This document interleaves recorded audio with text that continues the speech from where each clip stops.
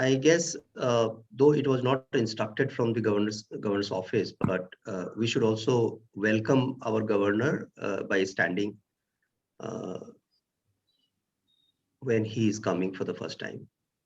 Sure. So Prabhaji, this conference was 3 days or 4 days? This is 3 days, sir. 3 days. Okay. So we have lots of papers to be presented. More than 110 papers are going to be will be presented in 3 days, and four plenary sessions are going to be there, and along with that, student presentations. So this is live for attendees. I see 100 people have already joined. Yes, sir. So we are going on Facebook, and attendees have registered beforehand. Sir, we have a live streaming in auditorium also for the first year student. Okay. On a big screen. Okay. So how many international participants we have, Prabhaji, till now? How many have visited? So Lokesh ji bataiye, speaker wise we have about 6 speakers, international speakers, and we have also sent the registration wala aap bataiye kitne registered hue hain foreign country. We have a 800 participate in the 3 days already registered except our student. Jaipur student, and we have a paper presentation from I think 15 to 16 paper from outside the India, from Sri Lanka, Bhutan, Pakistan, not sorry sir, is a Nepal, US, France and Australia. And sir, 7 participants, they have registered to attend this particular conference from Pakistan.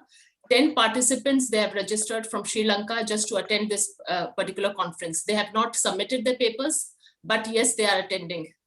So we have got this messages in the morning today that they will be attending this particular inaugural session. And of course, they have shown their interest for plenary session 1 and 3, and some of the plenary sessions they have requested us to please give the links.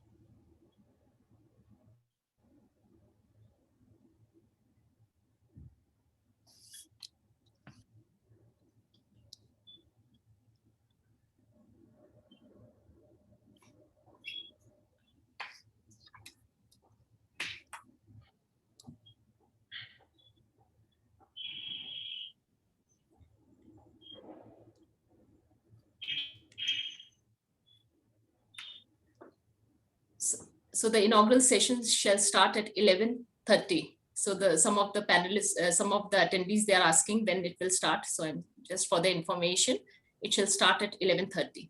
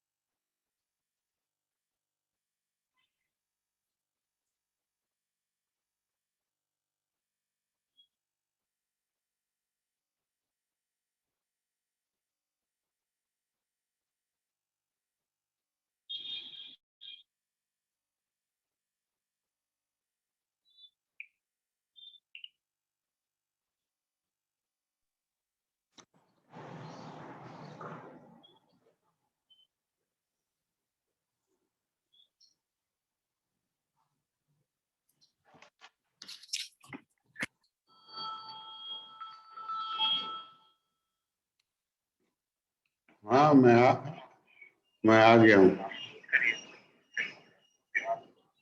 Dr. Singh, Lokesh ji, जरा इसको Dr. Singh, if you can move out of this room because you are not part of this panel one inaugural session, please, sir. Sir, Lokesh ji, जरा जल्दी उसको yes, sir.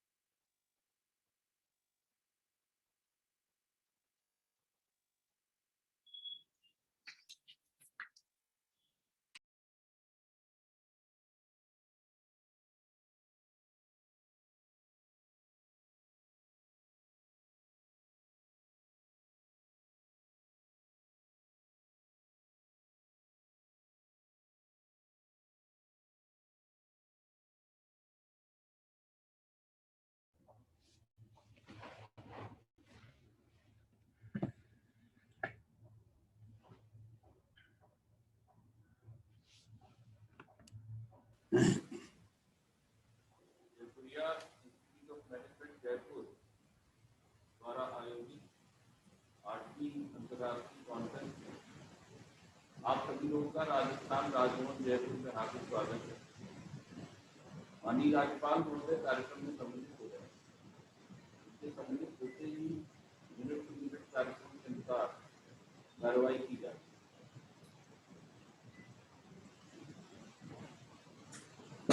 नमस्कार जी। नमस्कार मोदी, नमस्कार। चलिए खड़े हो जाए।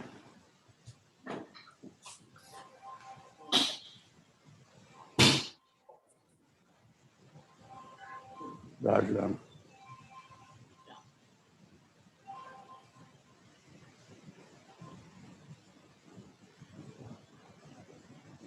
Rajaram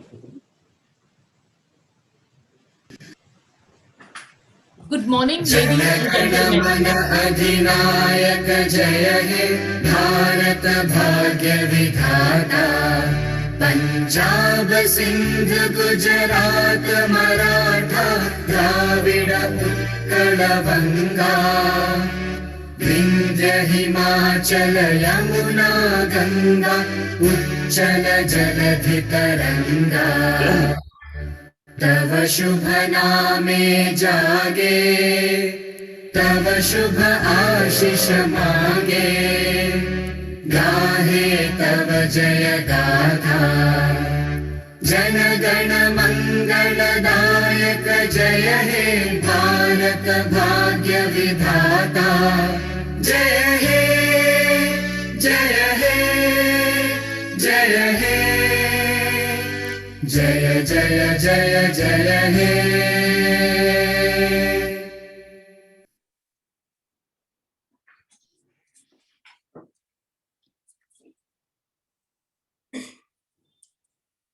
Good morning, ladies and gentlemen, and a very warm welcome to each one of you present virtually in the inaugural session of the 8th International Conference in the Series of Youth 2025 on Envisioning Business for a Better Tomorrow, Innovate, Integrate, Impact. On this pious occasion, let's seek the blessings of Ma Saraswati.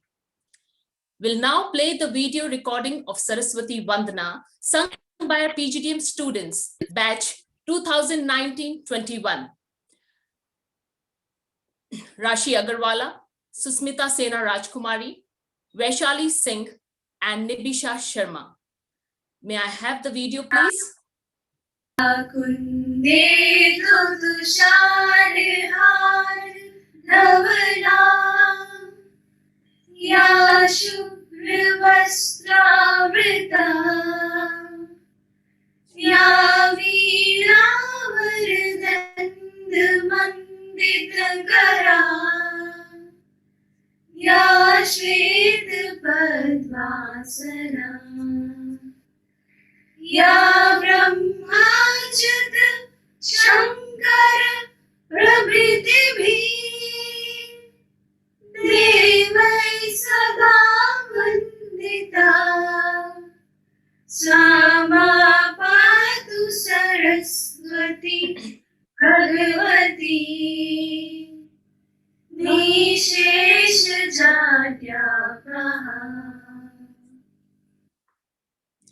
या कुन्दे.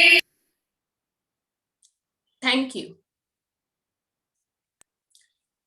Jaipuria has established many good traditions, and one of our best practice is to extend a green welcome to our guests. Green welcome is part of the Green Initiative, under which a tree sapling is planted in the name of the guest at the mentioned location, and there is a tracking number assigned to locate it. This practice was introduced 3 years ago at Jaipuria institutions. Till now, the Jaipuria group has planted 4,350 tree saplings at various locations in India. That is Sundarban National Park, West Bengal, Singhbhum, Jharkhand, Sariska Tiger Reserve, Rajasthan, Shimla, Himachal Pradesh, Mahi Sagar, Gujarat, Harda, Madhya Pradesh, Buxar, Bihar, and Koraput, Odisha. We consider it a very special privilege to extend a heartiest green welcome to Shri Kalraj Mishra Ji, Honorable Governor of Rajasthan, for gracing the inaugural session of the conference. Sir, a tree sapling has been planted in your name at Shimla, Himachal Pradesh.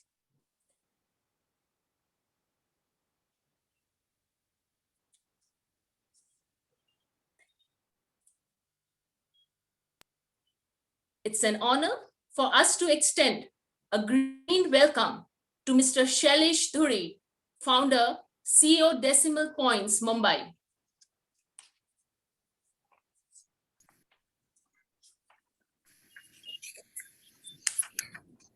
An honor. Thank you. We now extend a green welcome to Mr. Richard Reiki, consultant and board member, KPMG Dubai.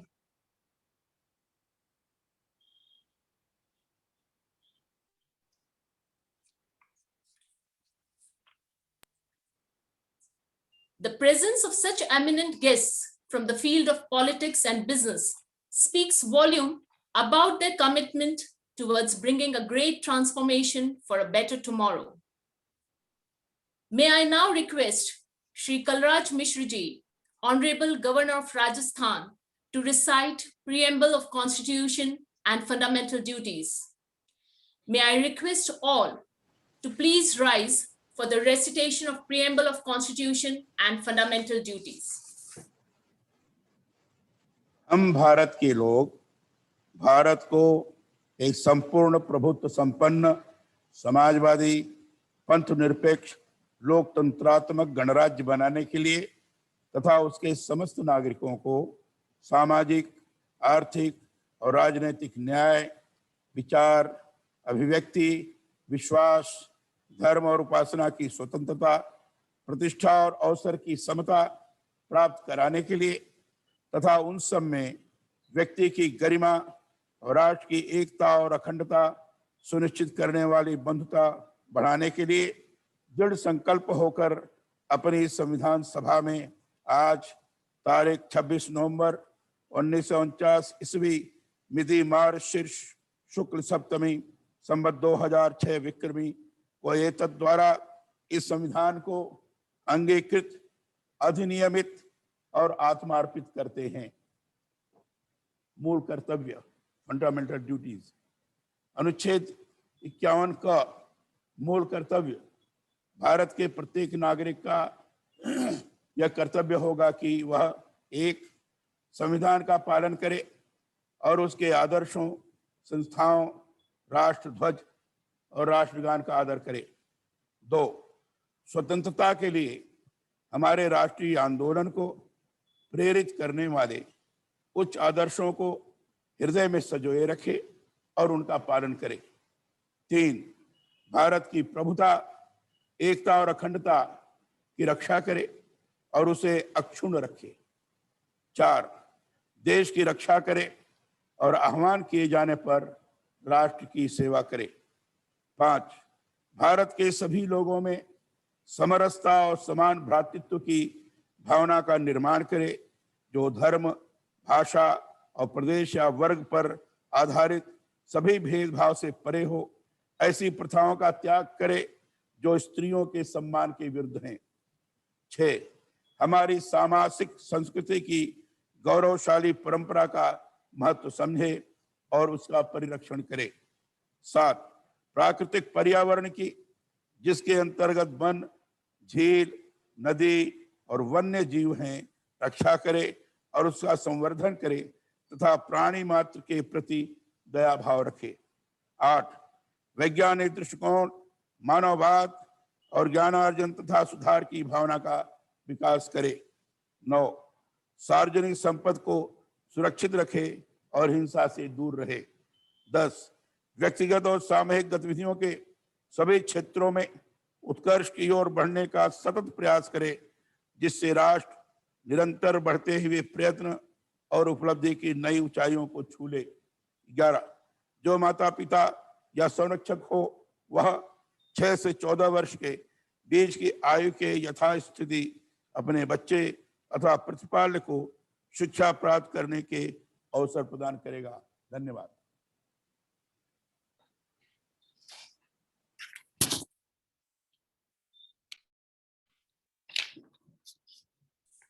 बहुत बहुत धन्यवाद माननीय Shri Kalraj Mishra ji. Now, the world at present is passing through turbulent times. The recent episode of pandemic has pained all of us. We wonder, what has the world come to and where are we headed from here? In the words of George Bernard Shaw, while we ourselves are the living graves of murdered beasts, how can we expect ideal conditions on this earth? This statement is enough to make us realize that we humans are responsible for the present state. This outer state of the world is a reflection of our inner state. Our moral, ethical, and spiritual foundations have become weak. But this is not the dead end. We still stand a chance to sow something new today, that which we wish to harvest tomorrow. As the saying goes, every cloud has a silver lining. Hence, the challenges of today presents a great opportunity. Transformation is both the call of time and longing of our hearts, and youth has a major responsibility to shoulder in making the world a better place. बढ़ती विडंबनाओं से इस जग को कौन उबारे? बढ़ती विडंबनाओं से इस जग को कौन उबारे? इस गंभीर चुनौती को अब युवा शक्ति स्वीकारे। Having said that, it's my privilege to introduce our chairman, Shri Sharad Jaipuria ji. Shri Sharad Jaipuria ji comes from a business family and is chairman and managing director of Guinea International Limited, a textile plant based in Neemrana, Rajasthan. Shri Jaipuria ji has also interests in renewable energy and has set up Hydel plant in state of Himachal Pradesh.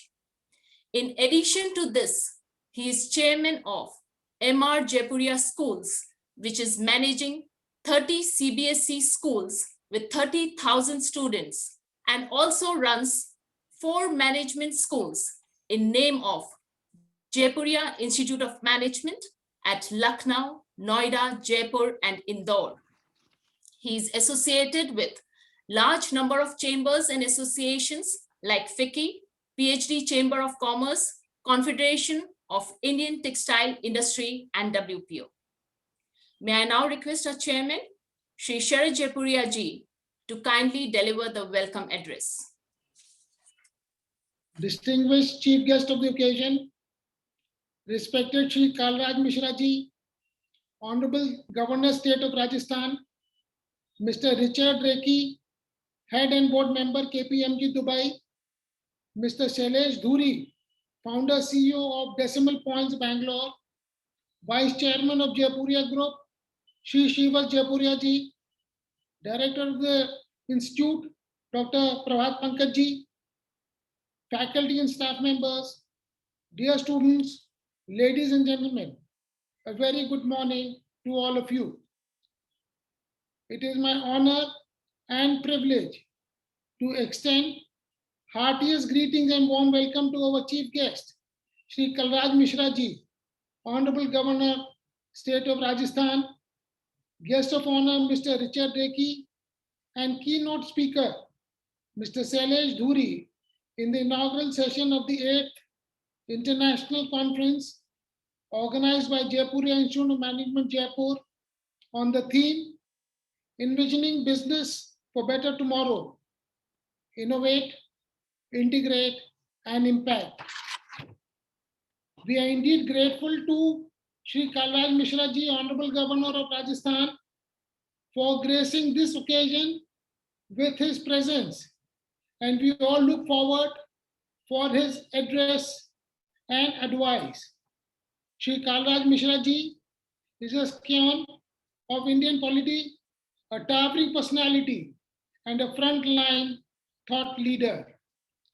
I had the privilege and good fortune of meeting and interacting with him, and I can say with certainty that he has always been a source of inspiration, and his words and his works speak louder than his words. He is better known as a doer and a change maker.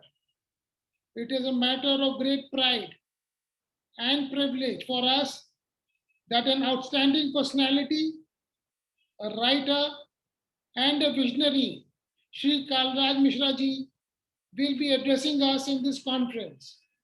Once again, sir, I welcome you in all our humble manifestations.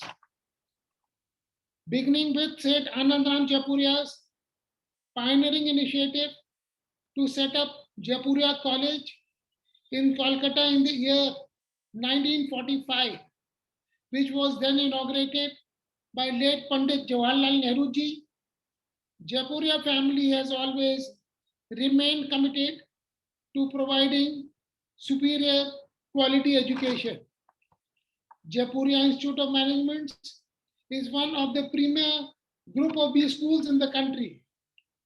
The first institute was set up in Lucknow in the year 1995, and within 15 years, 3 other campuses have been set up at Noida, Jaipur, and Indore. Jaipuria institutes are widely acclaimed and are offering AICTE approved 2-year full-time postgraduate diploma in management programs and doctoral level fellow program in management.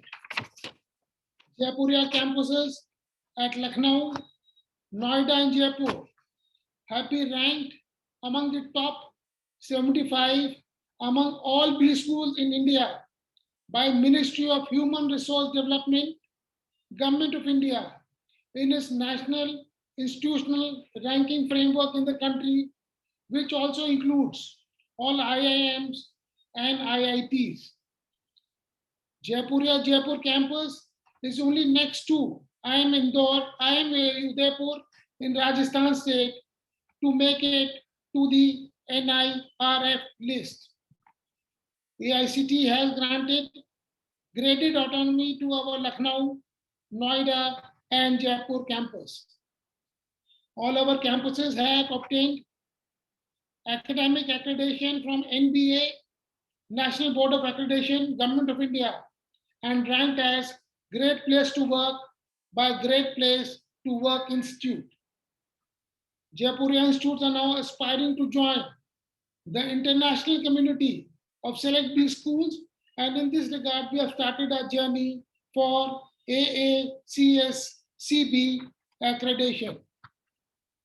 Along with the management education, we are also committed to bring high quality school education in towns and cities across India. Today, we have 30 operational schools with 30,000 students in UP, Madhya Pradesh, and Bihar.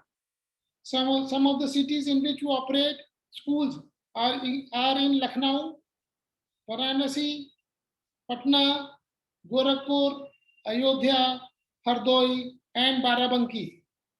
It is our belief that high quality school education should not be limited to only few big cities. I congratulate the entire team of Jaipur campus for selecting the most appropriate theme for this conference. It is indeed the call of the time that we talk about business restructuring and its role in building economy and society. The ongoing health and humanitarian crisis has led to significant macroeconomic uncertainty as well as brought enormous challenges with it. The COVID-19 pandemic has opened our eyes to the new realities and vistas in every sphere of life. It has brought about unprecedented and unimagined scenarios in the history of mankind, making us realize that if we do not honor the call of time, nature has its own way to make it happen. The call of the time is to be aware, alert, agile, anticipate, adapt, and to act according for a prosperous and better tomorrow. In the times of dynamic change and shortening life cycle of products and services, it is important that business reinvent their processes and priorities. The businesses have endured success for long are the ones who have not compromised on their core essentials, be it integrity, accountability, and their commitment towards society and environment. Every crisis has three phases: the emergency, a regression, and finally a recovery. And while the latter phase may seem little smooth sailing in comparison to taking business through COVID-19, it can also be filled with withdrawal, loss, and doubt. This is where we need to keep our acts together and not lose our hearts and minds. As the recovery unfolds, more fundamental and nagging questions may arise. What comes after? What parts of our business and organization will be relevant in the future? What is the new big picture? To address and answer this question, leaders need to focus on three areas. First and foremost is to recognize they are faced with a new broader challenge. Second, they must start recalibrating their teams and processes. And finally, they must start reopening with attention paid to micro details. Herein, looking within would also mean becoming vocal for locals. This is important as the world is simultaneously witnessing the trends in deglobalization, where self-sufficiency will come handy to salvage the economy. Nevertheless, the future looks bright and upbeat with V-shaped recovery predicted for our Indian economy.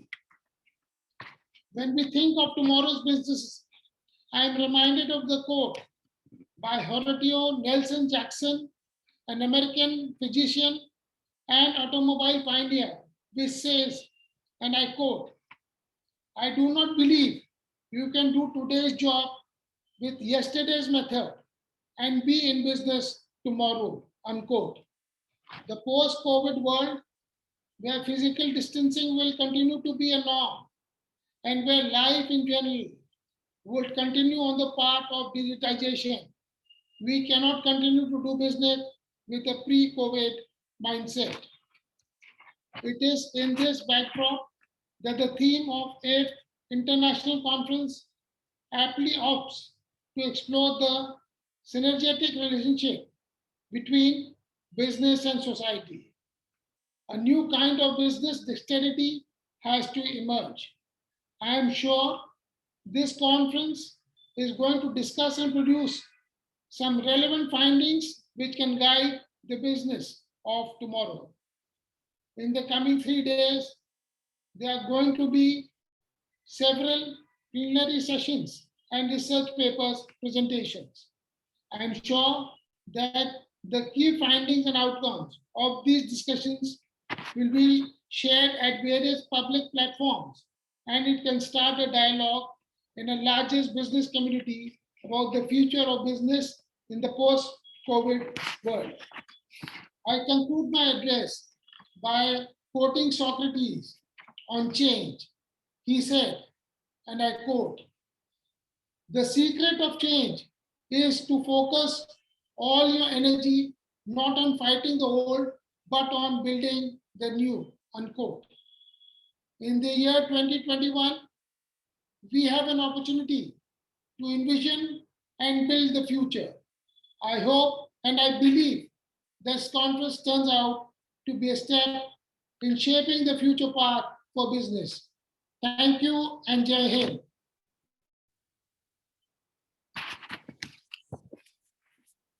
Thank you, Chairman, sir. You have rightly remarked that the call of the time is to be aware, alert, agile, and act accordingly for creating a better and prosperous future. May I now have the pleasure to introduce our director, Dr. Prabhat Pankaj.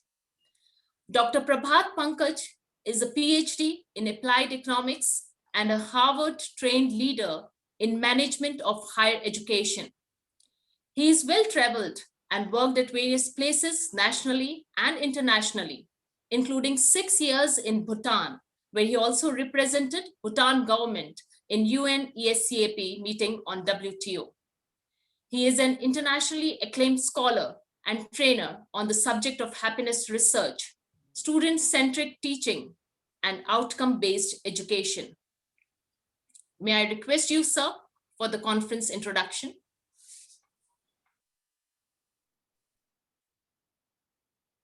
Sir, please unmute yourself. Yeah, thank you, Dr. Prerna.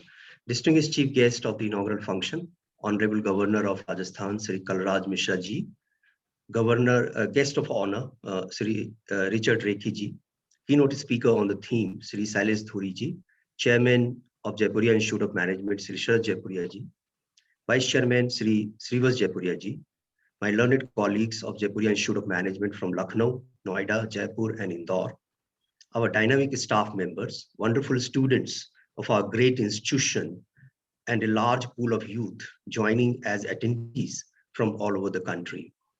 Delegates and speakers from India and abroad, members of media, ladies and gentlemen. Good news is that the COVID-19 pandemic has started receding. People are returning back to work. Business is bouncing back. Educational institutions have started opening physically. The sentiment is overall positive everywhere. This is time to rebuild.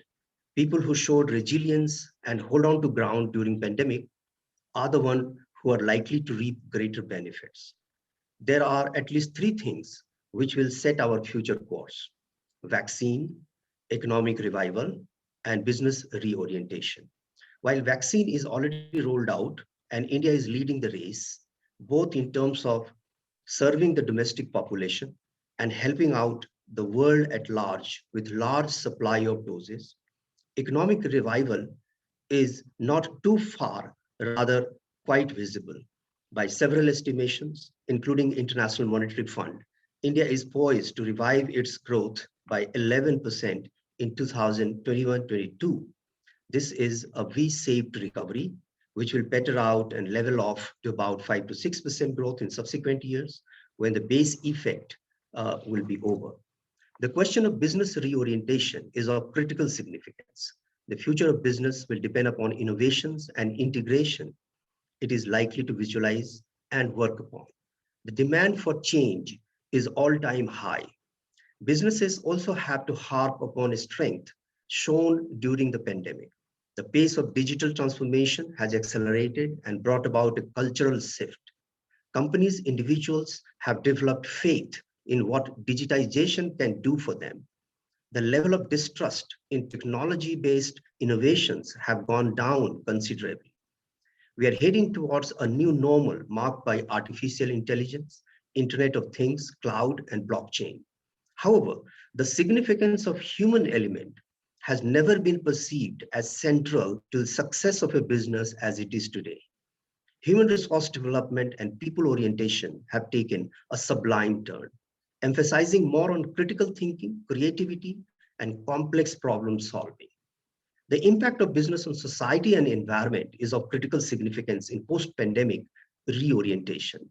Sustainability strategies, largely centered on planetary health, need to join hands with human health, personal safety issues. Mitigating the global bad, such as pollution, climate change, must stay in the priority list, while employees' safety and health also need to figure in the same list. Finally, agility is the new catchphrase for 2021 and beyond. Agility is about mindset, which values humility, adaptability, open communication, and speed of decision-making. What is needed is an agile organization, an agile business, and an agile leader who is hyper-aware about the unfolding of situations, communicate well with internal as well as external stakeholders, and decide at a speed needed in the given situation. It is in this backdrop, the 8th International Conference in the series Youth 2025 is an important event wherein the continuity of dialogue among industry, academia, and youth has been organized. The series Youth 2025 was launched in 2013, with each year devoted to one single theme and engaging large number of youth on a platform shared by experts and youth icons from all walks of life. The idea of Youth 2025 series is devoted to the cause of advancement of youth in our country and developing global leadership and skills in them for maximizing the demographic dividend, which would seemingly start receding from the year 2025. It is a matter of great pride for Jaipuria Institute of Management, Jaipur, that we have been able to invite more than 100 plus experts cutting across sectors together on a single platform to discuss and deliberate on the future of business and society. The conference is going to witness 2,000 plus youth and delegates from all over the country and abroad over the next 3 days. There will be 62 research papers in 10 technical sessions. About 30 poster presentations will be made by student delegates cutting across institutions.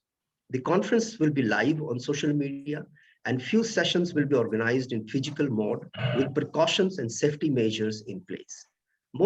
The most striking feature of the conference is the publication of book incorporating selected 37 papers, which have been shortlisted by a competent editorial board and experts. I would like to express my thanks for Bloomsbury Publication for bringing out the book on time. Today, in this, we will have the privilege of releasing the conference book and the conference souvenir, which will also include 106 abstracts of papers submitted by researchers and corporates. In the end, I congratulate the entire team of Youth Conference led by Dr. Lokesh Vijayvargi and Dr. Prerna Jain, supported by Ritesh Prakash, and the entire team of conference committee, student affairs, program management group, members of the student council and media relations committee, which have been responsible for making this daunting task possible. I wish the conference a great success and look forward to the deliberations ahead. I welcome all the participants and welcome our Mahamahim Governor of the state. Thank you so much. Jai Hind. Thank you, Prabhat Singh, for such a lucid introduction. It's my privilege to introduce Mr. Shailesh Dhuri, CEO, Decimal Point Analytics, Mumbai. Mr. Shailesh Dhuri is an alumnus of IIM Bangalore and has to his credit many financial degrees like CFA, CWA, etc. He founded Decimal Point Analytics to transform investment and financial businesses in 2003. He has the credit to start India's first money market mutual fund in 1997. He was a part of a team to start India's first private sector commercial bank and install one of the first chip and pin ATM in the entire world in 1994, and was also instrumental in starting India's first private sector primary dealership in India in 1998. He is mentoring NGOs and educational institutions to solve their operational problems and is also on the working group of Institute of Actuaries of India for Data Analytics. May I now take the privilege of inviting Mr. Shailesh Dhuri to deliver his keynote address. Sir. Thank you very much. I will now share my screen and deliver my keynote address.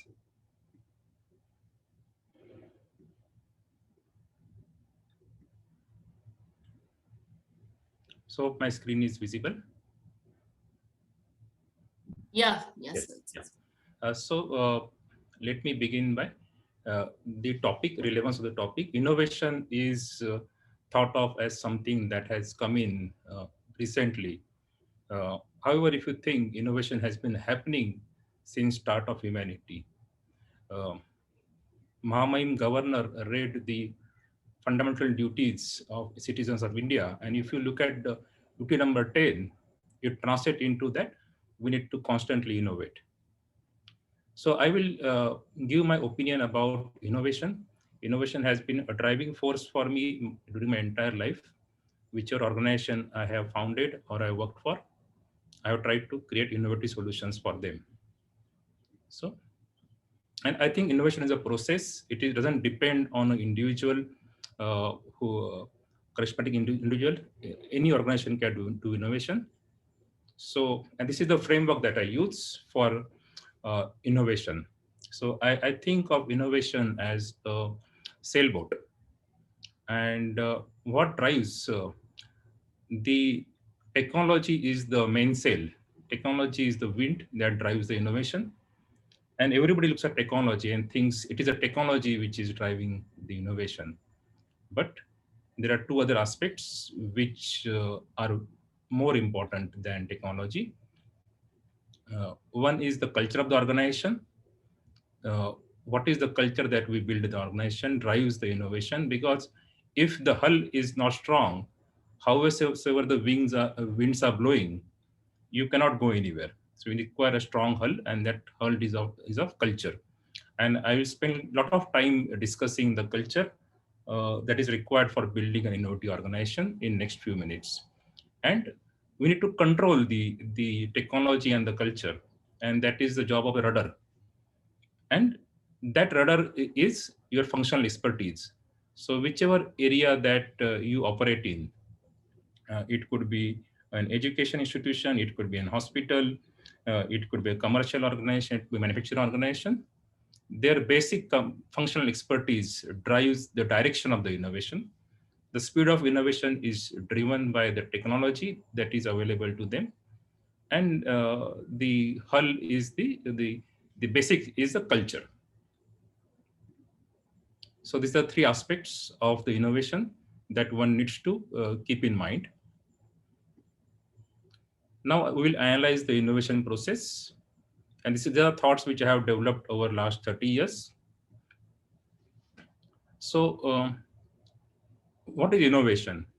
So innovation is something, it's a product or a service which either meets an unserved need or underserved need or overserved need. So this is, I have mentioned overserved as well. So why I put it here is that my experience. So It was mentioned that in 1995, I installed the first chip and pin ATM in the world, but that was 20 years ahead of time. And that innovation had to wait for 20 years for the world to accept chip and pin ATM. So sometimes you do things which are overserved, and you need to remove features also. It is not always doing more. Sometimes it means innovation means doing less as well. Innovation is a process of developing new offerings, and for businesses it brings higher revenue and higher cash flow, but for society it creates a better humanity. So again, I'm referring to the fundamental duties. It is with the innovation we bring the nation forward. And I mentioned the cultural aspects of the innovation, and now let me go deeper into the cultural aspects.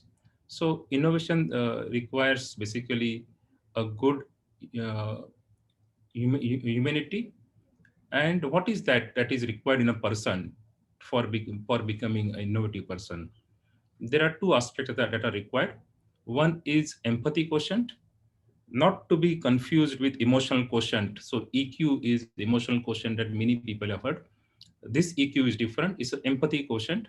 You need to be able to empathize with your customers, either current customers or future customers. So you should be able to see their pain points. You should be able to see their needs, even if they are not able to express those needs fully well. And that is required. But just empathy is not sufficient. You can be very high empath. You can understand the problem that somebody is facing, but unless you are able to have another skill, that is systemizing quotient, that is required to be built, that is able to explore, analyze a system, extract basic rules, what to govern the system, and then based on that, construct a new system. So these two skill sets, empathy as well as systemizing, are the driving force for a innovation to continue happening. And both these things are teachable. One can teach in school people how to have better empathy and how to have better systemizing and how to analyze systems as a whole. So this is not that you require to be born an innovator. Anybody can be taught an innovation process, or any company can adopt an innovation process by teaching these skills. So this is what I say. It can be taught, it is to be learned, it can be mastered. So it is the innovation, the process done with a practice, taught, and this will appear within the realms of reality. Why innovation happens is that there are things that are happening which are not to the liking of the people, and COVID brought it very to the fore. Like the lives of the people got really changed in first 6 months of last year, and that is the chance for creating new innovative products and solutions. So what is that step-by-step approach of innovation? So one is understand the unmet needs of the customers, of the people around you. Question the underlying assumptions behind the current offerings, very important. We many times assume that the current reality is the reality that you are going to face forever, but that is not true. The current reality is outcome of either accidents or deliberate decisions taken by various people. And they had made assumptions at that time when they decided based on various parameters. The assumptions could be commercial assumptions could be political assumptions, or assumptions could be just accidental choices. Also, we need to understand what are the technology roadmap that was used when the offering was last created in that particular space. And using these three things, one can build new offerings for the humanity. So in an organization, what are the trigger points for innovation? There are two types of innovation that one can think of when you're looking at trigger points. One is process innovation and other is for product and service innovation. So process innovation is one is we can look at the errors reported and corrective actions taken, and those become a source of innovation for any organization. So every time you make a mistake, every time there is an error happens, if the mindset is should not be that the person should be blamed for the error, but it is taken as an opportunity for changing the process, making the process better, a continuous innovation happens. And product service innovations, there is a framework, jobs to be done framework. In 10 minutes time that we have, I cannot explain in detail this framework, but you can look up this framework and study this framework as to how you can use for creating new products and services. And I have explained in brief in the previous slide how we can look at it. Another thing that is required is the two skills that I mentioned, EQ and SQ. That stays on the fulcrum of another basic skill that is required, grit. Grit is basically tenacious people, or so people who would look at problems again and again and keep on solving this problem. So that is the third, let's say, leg of the fulcrum of innovation that requires to be had. Unless the team that you have has a lot of grit, lot of patience of looking into problem into multiple points, the innovation would not be possible.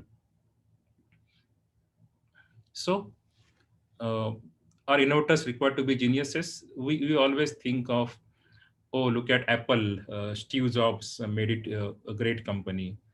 Yes, Steve Jobs made Apple a great company, but are there many other companies who are innovative and they don't have geniuses around to make those happen? Yes.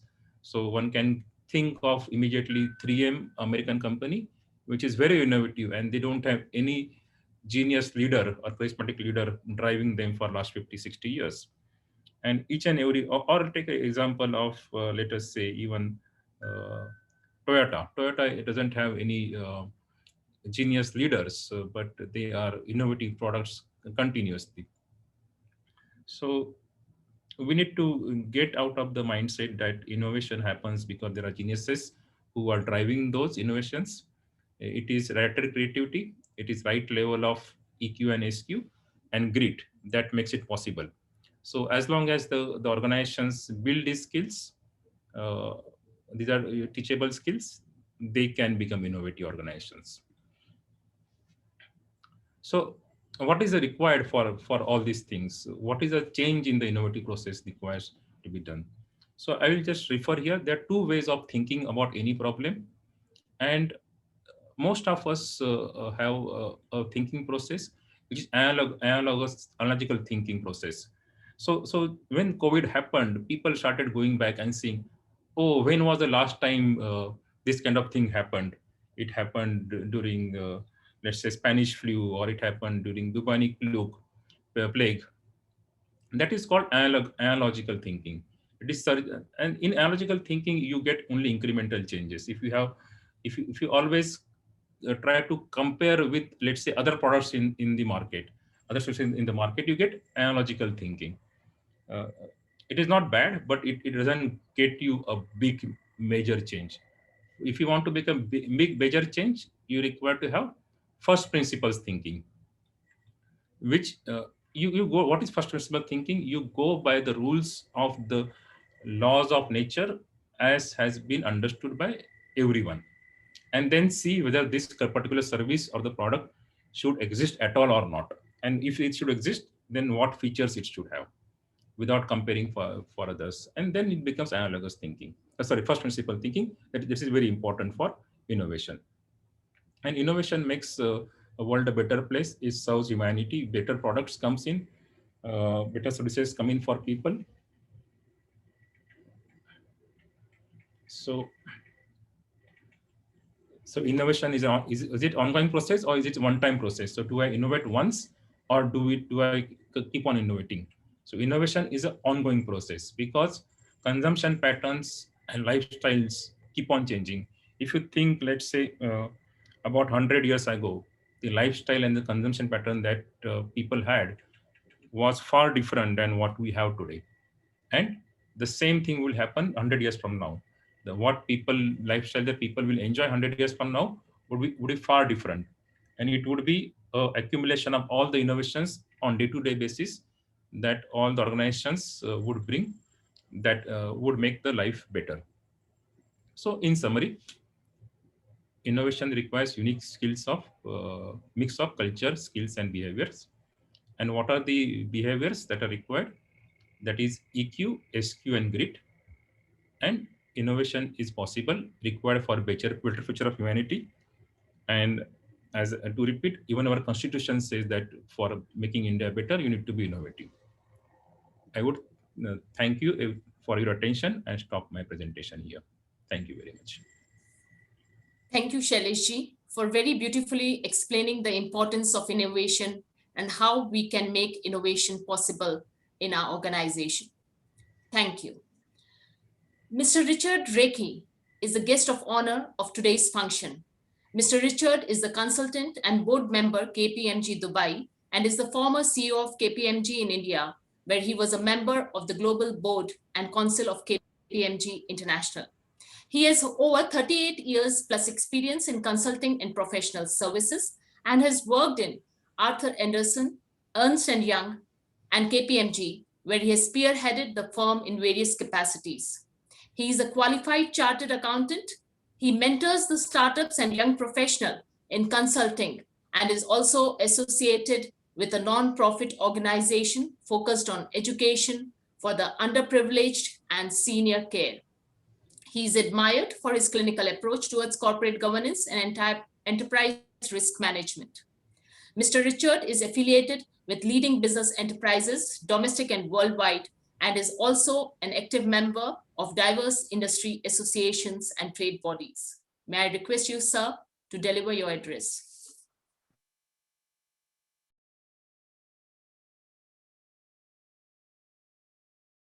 Sir, may I request you to unmute yourself? Sorry about that. Thank you, Prerna. Shri Kalraj Mishra ji, Honorable Governor of Rajasthan, Shri Sharad Jaipuria, Dr. Prabhat Pankaj, Mr. Shailesh Dhuri, Shri Srivat Jaipuria, and Lokesh Vijayvargi. It is my privilege to be invited by you, and I want to thank the institution and I want to thank everybody for bringing me here. And I would like to compliment you on one thing, on the green initiative which you started.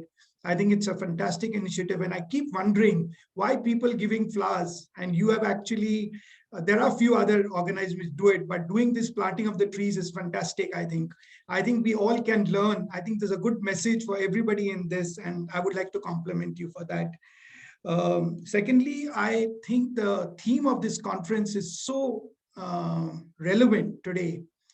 Innovate, integrate, impact. I mean, I don't think could have got a better theme, because we're all just coming out of the COVID. We're not coming out of COVID, actually, we're just moving on. I mean, life is, we just can't keep ourselves constant, and we need to, I would say, rebound in many ways. And I think the conference is good.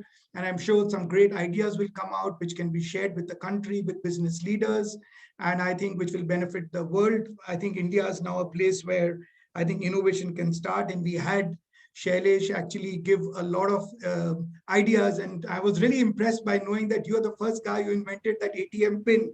Many times these ideas come before their time, and but compliments to you, sir, for doing what you did.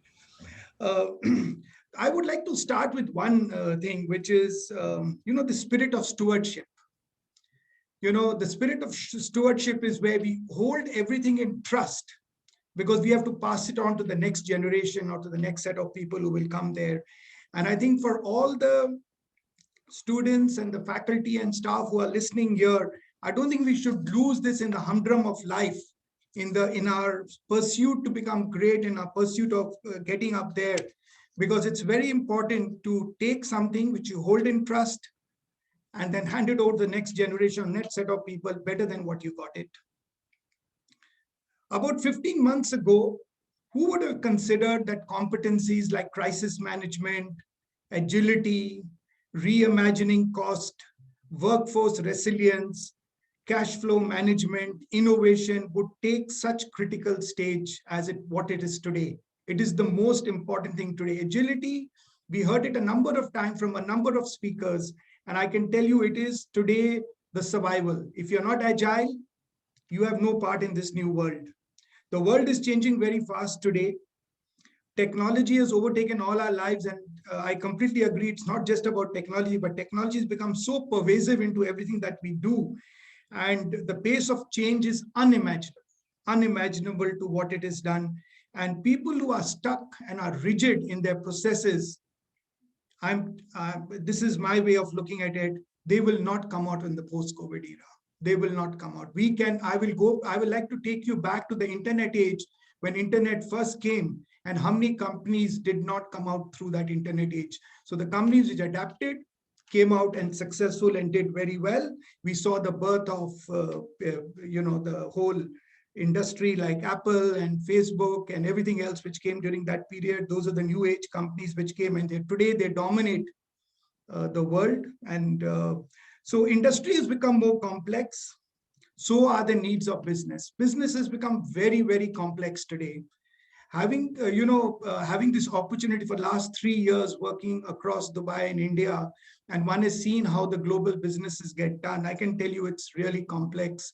And one has to understand this, and one has to see how one can use innovation, technology, new business models to actually deal with the situation. The one important point I want to put out here is the customer has changed.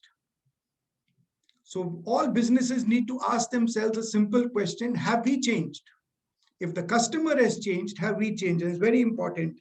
For me, the way I look at it is COVID-19 is an opportunity.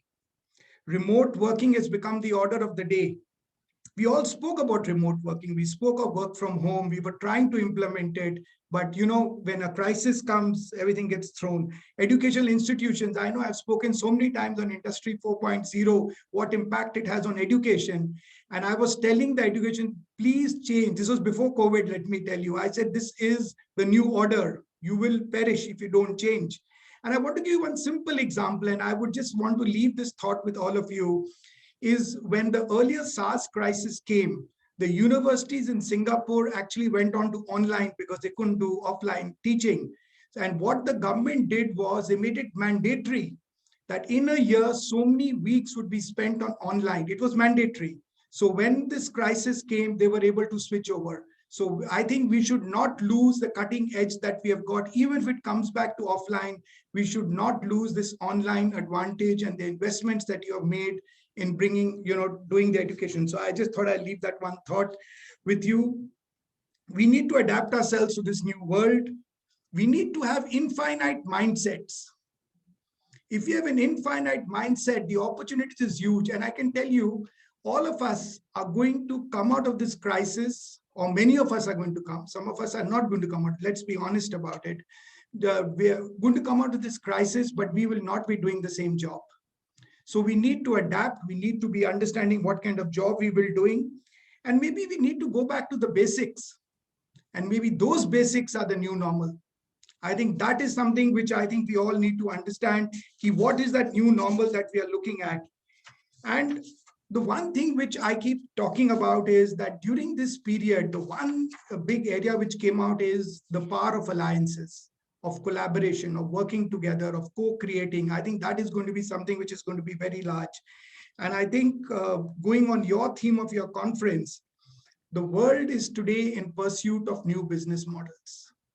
So when you innovate, you need to discard your rigid mindsets that you have. The rigid mindsets with which we work, we have to discard it and keep it aside. The whole thing about unlearn, relearn, learn, and innovate, because lifelong learning is now taking over. And I think that is going to be the order of the day. We are going to see new markets. We are going to see new solutions. We will need to reinvent ourselves. And as we reinvent ourselves, we have to have a mindset with an opportunity in diversity mindset, opportunity in adversity mindset, opportunity in adversity mindset we need to have. We need to pick up some of the weak signals which are there. For example, new business models, Entrepreneurship is also going to become big now because jobs are a challenge. I think the students, whoever are listening here, I think we need to get into entrepreneurship. We need to understand how we can build our own businesses and see how we can, and there are a lot of success. Actually, I'm working with the startups. It's a very exciting space to be in. Let me tell you, new ideas, new white spaces being looked at. And the biggest industries that have got hit, I call them the depreciating industries, which is the hotels, the travel, the airlines. They have been hit because you don't buy a ticket, it's gone. You can't get the sale back. So I call them depreciating industries.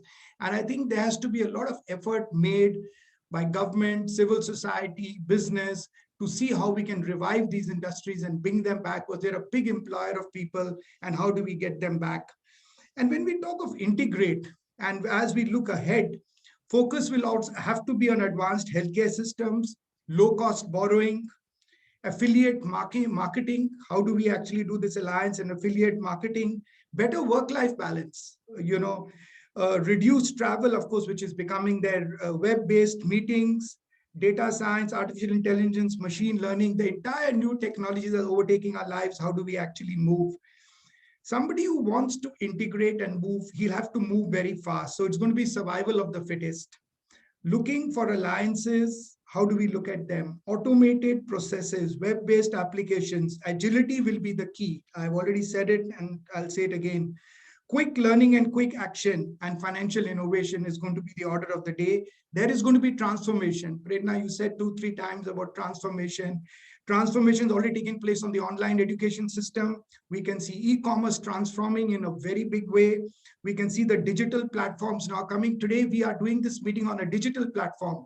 These platforms are was always there, but it was never used. COVID forced us to use these platforms, and so much of innovation is happening on these platforms as we talk.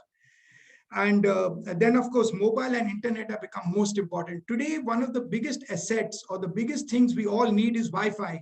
If we don't have Wi-Fi, if I didn't have Wi-Fi, I could not be on this call, or many of us could not have been on this call. So Wi-Fi has become a very important commodity. Impact is what? We are moving from shareholder value to stakeholder value. We've spoken about it. I'm not saying we're not, because I've been involved in corporate governance. We keep talking about it. But today we are talking about create new ways to address societal needs through mainstream business. How are we dealing with the society, the less fortunate of society? How are we actually working with them? And then also, how do we transform to bring large sections of society onto this journey that we have all embarked upon? The other important thing that has come up on the impact is the well-being of people, of staff, of partners, of business partners, and how do we work? How do companies work with employees, with business partners to co-create? Co-creation has become, this is a word you'll keep hearing again and again. Co-creation has become a big item. And I think businesses need to ensure the safety and well-being of their employees. Very, very important, because mental health has become a very big challenge, and we should not underestimate the impact it's had on people. And we should be empathetic towards it and actually work how we can contribute to society through helping through this. And of course, the biggest impact is going to be, in the real sense of the word, how do we build sustainable businesses? Because we need to build sustainable businesses which do not get rocked. I just thought I'll give you a few examples of, in this crisis, some shining examples. Microsoft, because it went into cloud, Azure became, I mean, they got millions of people who could actually come onto this platform, and the business has been booming. Amazon hired additional workers to cope with their demand. PayPal brought new capabilities of contactless payment. Contactless, nobody wants to give their credit cards now. So how do you get contactless payments? New startups have started in it. In fact, I've invested in a startup which has a contactless payment. Video conferencing has become the norm of the day. So the kind of work from home, video conferencing has become very important. And there are many other examples. I do not want to get into it. But what was common in all of this was they were quick to respond. Not only they accepted the new normal, they embraced it, updated their business models to tailor and suit the crisis needs, and innovation was at their core. So people innovated and came with new models. It is not in the words of Charles Darwin, it is not the strongest of the species who survives, nor the most intelligent. It is the one that is most adaptable to change. And I think this is going to be very important. So people need to work out some of their clear exit strategies of how they're going to get out of this lockdown. No one size fits all. Everybody will have to work on their own business plan. One of the other items which came out was that the crisis as a defining leadership moment is very important. I would like to end my talk now by just the last quote from Helen Keeler. Character cannot be developed in ease and quiet. Only through experience of trial and suffering can the soul be strengthened, ambition inspired, and success achieved. Thank you very much. Thank you, sir. Thank you for highlighting the spirit of stewardship, going back to basics and disregarding rigid mindsets. Ladies and gentlemen, the much awaited moment has arrived. I take the privilege and honor to introduce Shri Kalraj Mishra Ji, Honorable Governor of Rajasthan. 1 जुलाई 1941 को उत्तर प्रदेश के गाजीपुर जिले के सैदपुर के मलिकपुर गांव में कृषक परिवार में जन्मे महामहिम राज्यपाल श्री कलराज मिश्र जी का व्यक्तित्व प्रेरणा देने वाला है। वह प्रखर चिंतक, लेखक और आम जन के कल्याण की सोच को व्यवहार में क्रियान्वित करने वाले देश के प्रमुख व्यक्तित्वों में से एक हैं। राजस्थान से पहले वह हिमाचल प्रदेश के राज्यपाल भी रहे हैं। अपने राजनीतिक करियर की शुरुआत उन्होंने 1963 में राष्ट्रीय स्वयंसेवक संघ के प्रचारक के रूप में की। देश में भारतीय जनता पार्टी की स्थापना में जिन प्रमुख व्यक्तित्वों का हाथ रहा है, उनमें श्री मिश्र जी की भी महती भूमिका रही है। वह भाजपा के संस्थापक सदस्य रहे हैं। वर्ष 1977 में श्री कलराज मिश्र जी उत्तर प्रदेश में जनता पार्टी के चुनाव संयोजक बने। 1978 से 2012 के दौरान वह 3 बार राज्यसभा सदस्य रहे। वह रक्षा मामलों की संसदीय समिति, लाभ के पद पर संसदीय समिति अध्यक्ष, अधीनस्थ विधान समिति तथा राज्यसभा उपाध्यक्षों के तथा लोकसभा अध्यक्ष पैनल भी रहे हैं। 1980 में भारतीय जनता पार्टी के निर्माण के बाद उन्हें भाजयुमो का राष्ट्रीय अध्यक्ष बनाया गया। 1986 से 2001 के दौरान 3 बार वह उत्तर प्रदेश विधान परिषद के सदस्य रहे हैं। वर्ष 1991 तक वह यूपी भाजपा के महामंत्री संगठन भी रहे। अयोध्या राम मंदिर आंदोलन से भी उनका जुड़ाव रहा। श्री कलराज मिश्र जी 1991, 1993, 1995 और वर्ष 2000 में भारतीय जनता पार्टी के 4 बार प्रदेश अध्यक्ष रहे। 1997 से 2000 तक वह उत्तर प्रदेश सरकार में लोक निर्माण, पर्यटन एवं चिकित्सा शिक्षा मंत्री रहे। 2003 में उत्तर प्रदेश के तथा 2004 में वह दिल्ली, राजस्थान के भाजपा प्रभारी रहे। 2006 में राज्यसभा सदस्य निर्वाचित हुए। 2010 में भारतीय जनता पार्टी के राष्ट्रीय उपाध्यक्ष बने। 2014 में देवरिया लोकसभा सीट से सांसद बनकर प्रधानमंत्री श्री नरेंद्र मोदी जी के पहले कार्यकाल में केंद्रीय सूक्ष्म लघु मध्यम उद्योग मंत्रालय के केंद्रीय मंत्री भी रहे। अब मैं श्री कलराज मिश्र जी, माननीय राज्यपाल राजस्थान से सविनय अनुरोध करती हूं कि वो अपने अभिभाषण से हमें लाभान्वित करें। सभी को नमस्कार।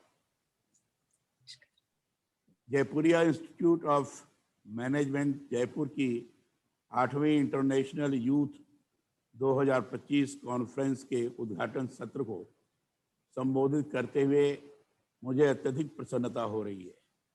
जयपुरिया इंटीग्रल एजुकेशन सोसाइटी के chairman Shri Sharad Jaipuria ji, vice chairman Shri Vats Jaipuria ji एवं Jaipuria institute of management Jaipur के डायरेक्टर डॉक्टर प्रभात कुमार पंकज को मैं envisioning business for a better tomorrow इस प्रासंगिक विषय पर हो रही है यूथ कॉन्फ्रेंस के लिए बधाई देता हूँ। स्वामी विवेकानंद ने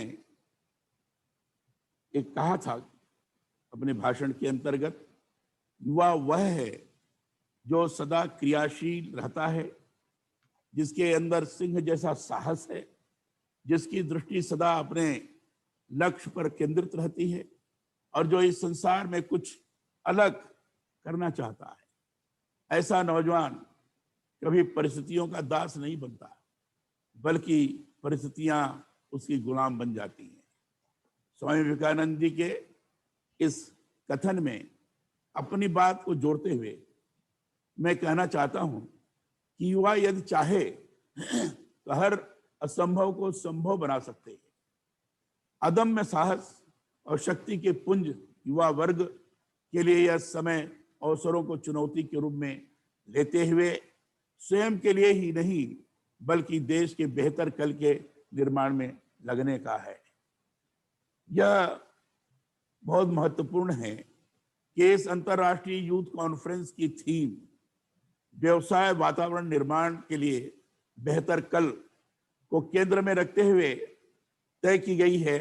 देश के प्रधानमंत्री श्रीमान नरेंद्र मोदी जी की पहल पर आत्मनिर्भर भारत की सोच का मूल आधार भी यही है। कैसे भारत को स्थानीय संसाधनों के समुचित उपयोग से उद्यमिता के लिए प्रोत्साहित कर ऐसे बेहतर कल का निर्माण किया जाए जिससे देश का चौमुखी विकास हो। अभी जयपुरिया जी ने स्वयं अपने भाषण में कहा लोकल फॉर वोकल, कि आपने उल्लेख किया है। यह आत्मनिर्भर भारत के निर्माण के अंतर्गत एक महत्वपूर्ण भूमिका का निर्वाह करने वाला है।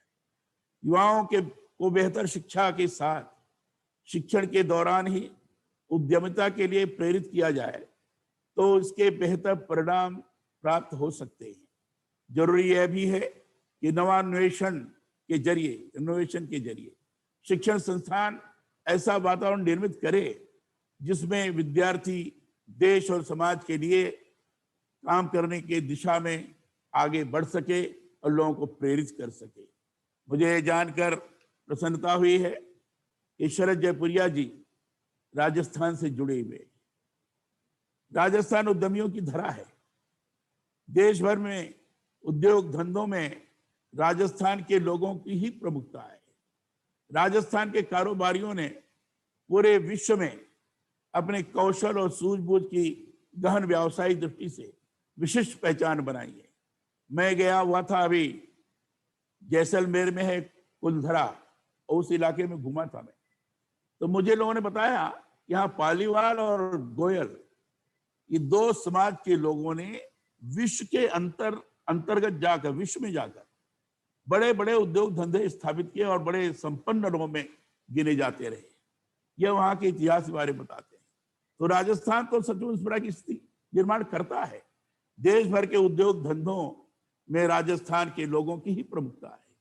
राजस्थान के कारोबारियों ने पूरे विश्व में अपने कौशल और सूझबूझ की गहन व्यावसायिक दृष्टि से विशिष्ट पहचान बनाई है। मैं तो बल्कि यह भी कहता हूं कि राजस्थान उद्योगपतियों की नर्सरी है। अगर ये मैं कहूं उद्योगपतियों की नर्सरी है तो अतिशयोक्ति नहीं है। और यहाँ के छोटे छोटे कस्बों जैसे नवलगढ़ है, पिलानी है, सुजानगढ़ से बाहर गए उद्यमियों ने देश के औद्योगिक विकास में महत्वपूर्ण भूमिका का निर्वाह किया है और आज भी वो निर्वहन करते जा रहे हैं। याद करता हूं तो कितने कितने उद्यमियों के नाम जहन में कौंधते हैं। लक्ष्मी निवास मित्तल, कुमार मंगलम बिरला, किशोर बियानी, अजय पीरामल और राहुल बजाज जैसे उद्योगपति देश को राजस्थान ने ही दिए। इन उद्योगपतियों ने औद्योगिक क्षेत्र में राजस्थान का नाम देश विदेश में रोशन ही नहीं किया है, बल्कि देश को आर्थिक स्थिति के रूप में स्थापित करने में इनकी महती भूमिका है। कोविड-19 महामारी ने वैश्विक अर्थव्यवस्था को पूरी तरह से प्रभावित किया है। सामूहिक स्तर पर हम अभी जिस युग में हैं उसकी जटिलताओं पर पूरी तरह से काबू पाने की हमारी कल्पना सीमित है। और जब इस तरह की आपदाएं आती हैं तभी कठिन परिस्थितियों में हमारी पहचान होती है। उद्योग व्यवसायों पर कोरोना का बहुत विपरीत प्रभाव पड़ा है। अभी हमारे सम्मानित श्री धूरी जी बोल रहे थे कि कोविड-19 के अंतर्गत इनोवेशन का एक जबरदस्त स्वरूप निर्माण हुआ था और कोविड-19 की ये देन भी है कि नवाचारों के माध्यम से लोगों ने आगे बढ़ने का भी एक अवसर प्राप्त किया है। इसे देखते हुए जरूरी है कि औद्योगिक क्षेत्र में रिकवरी, लचीलापन और सुधार के एजेंडे को व्यवहारिक रूप में भविष्य के लिए सम्मिलित किया जाए। उसकी शुरुआत देश के अंदर निर्माण क्षमताओं के विकास से की जा सकती है। आत्मनिर्भर भारत का मूल मंत्र भी यही है कि कैसे देश के अंदर मौजूद संसाधनों का उपयोग हम व्यावसायिक कौशल से करें। उपलब्ध उत्पादों के कच्चे माल के उपयोग के साथ ही जरूरी यह भी है कि देश प्रमुख अंतर्राष्ट्रीय कारकों तथा समूहों के साथ अच्छे संबंध बनाए। उच्चतम प्रौद्योगिकियों को अपनाने के साथ ही जरूरत इस बात की भी है कि कैसे देश के छोटे व मझोले उद्यमों को बढ़ावा दिया जाए। मैं एमएसएमई मिनिस्टर रहा हूं, मैंने उस दिशा में काम करने का प्रयास किया है और मैंने अनुभव किया कि अगर छोटे मझोले इस प्रकार के उद्यमों को प्रश्रय दिया गया, उनको अवसर उपलब्ध कराए गए, स्टार्टअप के माध्यम से भी लोगों को उस प्रकार की सुविधाएं, संसाधन प्रदान किए गए, तो निश्चित रूप से हम पूरे देश भर के अंदर उद्योगों का विकास करेंगे। उनमें से नवोन्मेष भी बड़ा तेजी से पैदा होगा। अभी इनोवेशन के बारे में अभी बताया आपने कि ये कंटिन्यूअस प्रोसेस है। अगर ये लगातार चलता रहे, दिमाग उस दिशा में सोचता रहे, तो नई नई चीजें उसमें से आती जाती हैं। छोटे और मध्यम उद्योग किसी भी देश की अर्थव्यवस्था की रीढ़ होते हैं। उन पर विशेष ध्यान देने के साथ ही उनसे संबंधित उत्पादों के विपणन पर भी विशेष ध्यान देने की जरूरत है। युवाओं में उद्यमिता के विकास के साथ इस बात पर भी ध्यान दिया जाए कि जैसे स्थानीय संसाधनों का बेहतर उपयोग करते हुए वैश्विक बाजार में भारतीय उत्पादों के विपणन में वह प्रभावी भूमिका निभा सके। इसके लिए वैश्विक बाजार की मांग और पूर्ति के अध्ययन के साथ ही विपणन की, मार्केटिंग की कारगर तकनीक पर भी व्यावसायिक शिक्षण संस्थाओं में आरंभ से ही अध्ययन करवाया जाए तो इसके बेहतर परिणाम सामने आ सकते हैं। नई शिक्षा नीति जो आई है उसके अंतर्गत इस प्रकार के प्रारंभ से ही एक व्यवस्था प्रदान करने का प्रयास किया गया है।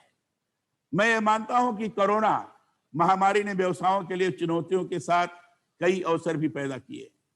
हमारे उद्योगपति इन चुनौतियों से सीख लेकर अपने व्यवसाय में यथोचित बदलाव करें एवं आने वाले समय के लिए उत्कृष्ट रणनीति बनाकर, स्ट्रेटजी बनाकर देश के उज्जवल भविष्य में प्रभावी योगदान दें।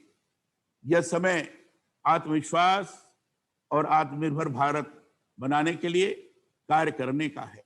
इसके लिए ऐसी नीतियों पर ध्यान देने की आवश्यकता है जिससे उद्यमशीलता, नवोन्मेष को बढ़ावा मिले।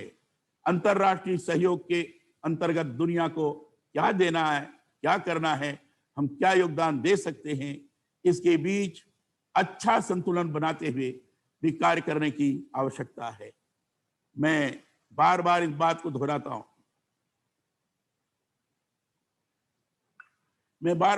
दोहराता हूं, कि वही विकास लंबे समय तक स्थायित्व प्राप्त कर सकता है जिसमें प्रकृति के अधिकाधिक दोहन की बजाय संरक्षण की सोच के साथ कार्य किया जाए। युवाओं के लिए रोजगार परक शिक्षा जरूरी है, परंतु इतना ही जरूरी यह भी है कि कैसे वे देश की प्राकृतिक संपदा के संरक्षण के लिए भी जागरूक रहकर कार्य कर सके। मैंने जो मूल कर्तव्य का पाठ किया उसमें एक बिंदु ये भी है कि हम प्राकृतिक संपदा, वन्य जीव, जो बाकी के जीव जंतु हैं, इनको कैसे संरक्षित करें। इनको संरक्षित करते हुए हम आगे बढ़ें। प्राकृतिक संसाधनों का समुचित उपयोग प्रकृति संरक्षण की सोच से किया जाता है तो इसके दूरगामी बेहतर परिणाम मिलते हैं। युवाओं में इसी सोच का प्रसार करना अत्यंत आवश्यक है। युवाओं के बेहतर कल के लिए प्रदेश में रोजगार की बहुत अधिक संभावनाएं हैं, परंतु उसके लिए वातावरण निर्माण भी आवश्यक है। यहाँ औद्योगिक क्रियाकलापों और रोजगार सृजन में लघु उद्योग क्षेत्र की अभी भी महत्वपूर्ण भूमिका है। देश में सीमेंट का सबसे बड़ा उत्पादक राज्य राजस्थान ही है। अन्य क्षेत्रों में भी स्थानीय संसाधनों के उपयोग से संबंधित बृहद एवं मध्यम श्रेणी के निवेश की अत्यधिक संभावनाएं हैं। इनमें ऑटोमोबाइल क्षेत्र प्रमुख है। इस क्षेत्र में होंडा सेल और अशोक लीलैंड प्रमुख कंपनियां अभी कार्य कर रही हैं। माइको, बॉश, फेडरल मुगल और जापानी आनुषंगिक इकाइयों का समूह राज्य में अन्य प्रमुख ऑटो पुर्जों के निर्माता हैं। इसी तरह अन्य क्षेत्रों में भी संभावनाओं की तलाश कर उन पर ध्यान देने की जरूरत है। मैं यह मानता हूं कि प्रदेश में ऐसे क्षेत्र की पहचान की जाए जिन पर कम ध्यान दिया गया है और वहां बेहतरीन व्यावसायिक विकास की संभावनाएं हैं। जिस पर बिजनेस में बेहतर प्रबंध से ही उसकी सफलता सुनिश्चित होती है, वैसे ही प्राकृतिक संसाधनों के समुचित संरक्षण के साथ स्थानीय संसाधनों की व्यावसायिक उपयोग की दृष्टि से खोजकर उनका प्रबंध किया जाए तो औद्योगिक विकास के बेहतर कल निर्माण हम कर सकते हैं। देश के पूर्व राष्ट्रपति APJ अब्दुल कलाम कहते थे, युवा अवस्था वह अवस्था है जब व्यक्ति असाधारणता में प्रवेश कर सफलता की नई ऊंचाइयों को छू सकता है। यह यूथ कॉन्फ्रेंस युवाओं के लिए ज्ञान के नए द्वार खोलते हुए व्यावसायिक वातावरण निर्माण के बेहतर कल की दृष्टि से बेहद उपयोगी होगी, ऐसा मेरा पूरा विश्वास है। आपने मुझे इस अवसर पर बुलाया अपने विचार व्यक्त करने के लिए, इस विषय पर अपने बात को रखने के लिए। ये स्वयं में मुझे आपने गौरवान्वित किया है और इसके लिए आप सब लोगों के प्रति मैं आभार व्यक्त करता हूं। सबको धन्यवाद देता हूं। बहुत बहुत धन्यवाद। जय हिंद, जय भारत।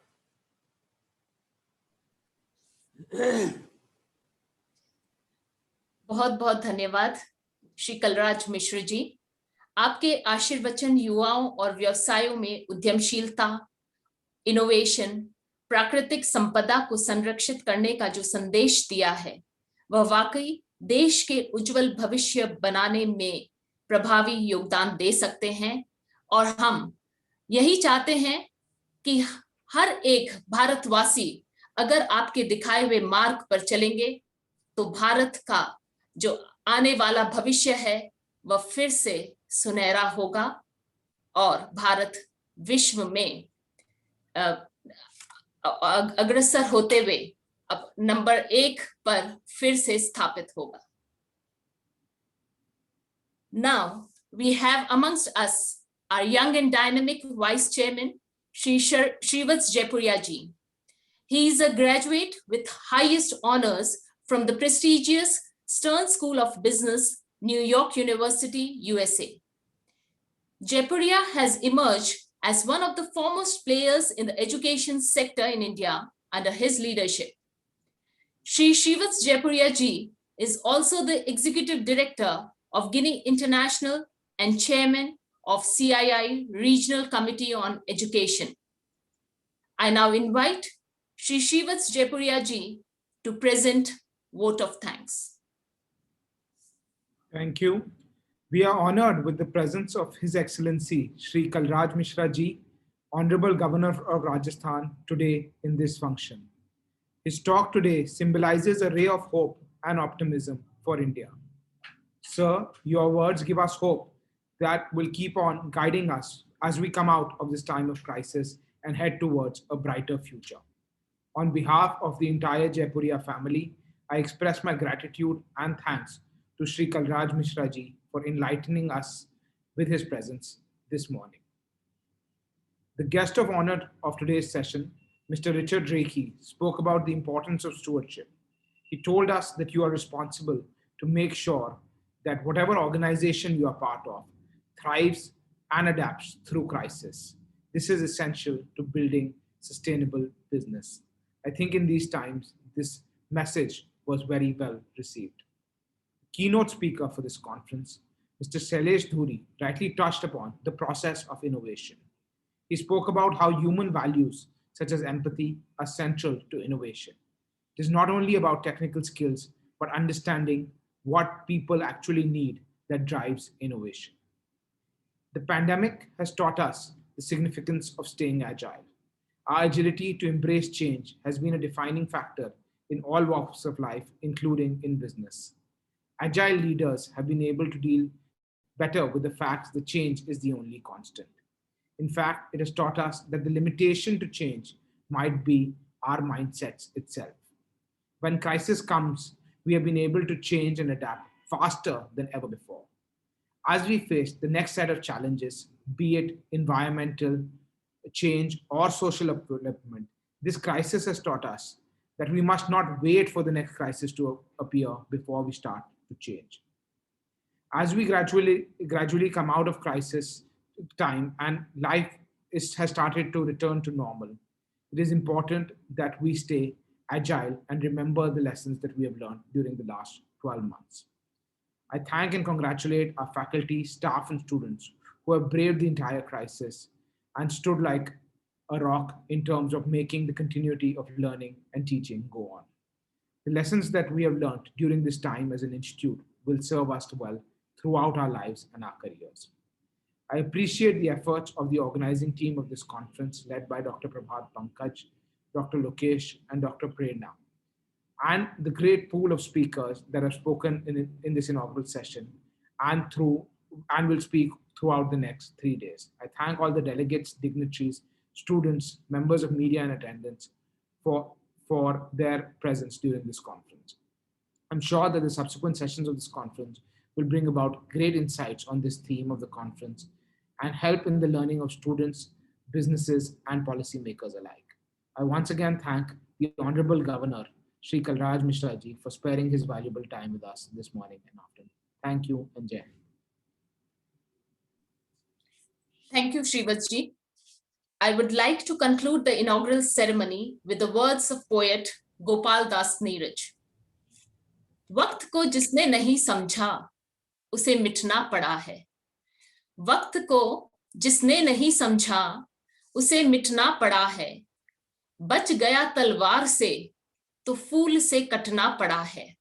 बच गया तलवार से तो फूल से कटना पड़ा है। क्यों न कितनी ही बड़ी हो, क्यों न कितनी ही कठिन हो, हर नदी की राह से चट्टान को हटना पड़ा है।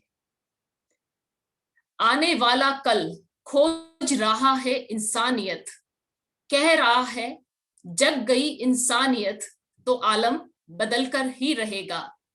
जग गई इंसानियत तो आलम बदल कर ही रहेगा। जल गया है दीप तो अंधियारा ढल कर ही रहेगा। Thank you. May I now request all to please rise for national anthem.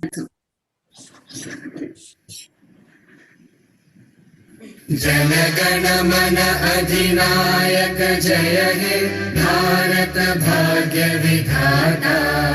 Punjab Sindh Gujarat Maratha Dravida Utkal बंगा। विंध्य हिमाचल यमुना गंगा उच्चल जलधि तरंगा। तव शुभ नामे जागे, तव शुभ आशीष मांगे।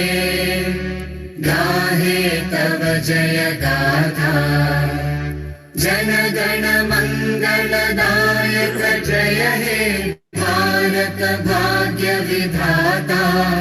जय हे जय हे जय हे जय जय जय जय हे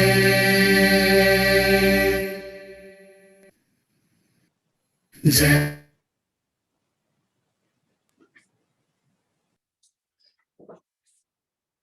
With this, we have come to the end of the inaugural ceremony. I would request all the attendees and participants to join the same link for the plenary session 1 on business innovation at 1:30 p.m. Thank you. Thank you. Thank you. Thank you, Dr. Prerna. Thank you. Very well Yeah, done. thank you. Thank you, Thank you, Chairman, Mr. sir. Richard. Thank you, Shrivaji. Mr. Yeah, Thank you very much Dhuri. and all the best. thank you, We'll Shailesh and stay in touch Richard with ji. you. Yeah, Mr. Richard, Mr. Dhuri will stay in touch with you, Sure. and would like to invite you to the campus physically someday when you are free. Sure. Yes, definitely. Okay. Definitely, I would like to come. Wish the conference Thank you, all the sir. success and all the hard work you put in. I think it'll do well. Thank you, sir. Thank you, sir. Thank you. Okay. Thank you. Thank you. Thank you, Bye. Sarajji, for sparing your time. Thank you, sir. To Jaipuria, thank you very much for inviting. Thank you very much, sir. thank you. Bye-bye. Sir, come to auditorium for. हाँ, sure. बहुत अच्छा, आप दोनों को बधाई. सबसे पहले आप दोनों को बधाई. आपको भी प्रेरणा जी, बहुत आपने अच्छा बहुत अच्छा किया. आपको भी सर।